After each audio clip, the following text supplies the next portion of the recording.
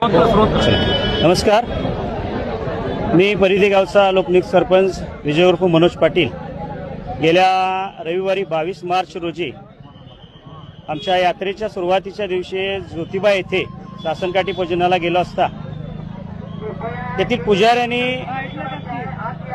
जो काही अमानुष हल्ला आमच्या गावच्या भाविकांवर केला त्याच्या निषेधाचा मोर्चा म्हणून आज आम्ही दसरा चौक पासून कलेक्टर ऑफिसपर्यंत मोर्चाद्वारे त्यांना एक निवेदन देत आहोत। या निवेदनाचं स्वरूप असं असेल, या ज्योतिबाला लीन होण्यासाठी महाराष्ट्र राज्यातनं, जिल्ह्यातनं किंवा आपल्या आसपासच्या भागातनं बरेचसे भाविक श्रद्धेने येत असतात आणि तेथील मुजोर पुजारी अशा पद्धतीची मारहाण आणि अशा पद्धतीची वागणूक त्यांना तिथं देत असतात।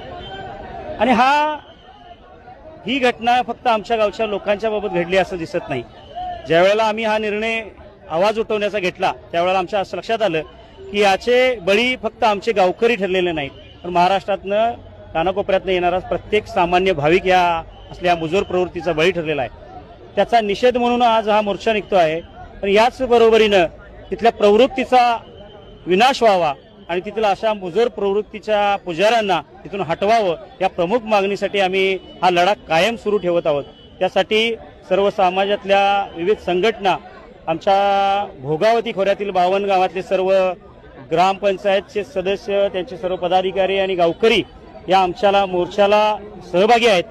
आणि महाराष्ट्र राज्यातून सुद्धा ज्या काही सेवाभावी संस्था आहेत त्यांनी सुद्धा आम्हाला या फोनद्वारे किंवा पत्राद्वारे आम्हाला या गोष्टीसाठी समर्थन कळवलेलं आहे। आमचा लढा हा इथून मुजोर प्रवृत्ती जोपर्यंत हटत नाही तोपर्यंत चालू राहील याची मी तुम्हाला ग्वाही देतो। आजपर्यंत किती ग्रामपंचायतींनी यासाठी सपोर्ट केला आहे?